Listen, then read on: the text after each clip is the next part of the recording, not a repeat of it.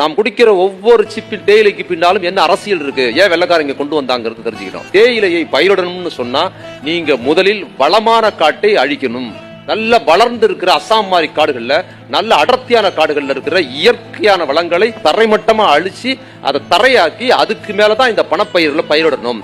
அதை ஒருபோதும் ஐரோப்பியர்கள் செய்ய மாட்டார்கள். முதல் காரணம். அடுத்து இன்னொரு காரணம் என்னன்னா, அந்த தேயிலை தோட்டத்தில் வேலை செய்வது ரொம்ப கடினம். அது ஐரோப்பியர்கள் செய்ய மாட்டாங்க. உயரைப்படையை வைத்து வேலை பார்க்கணும்.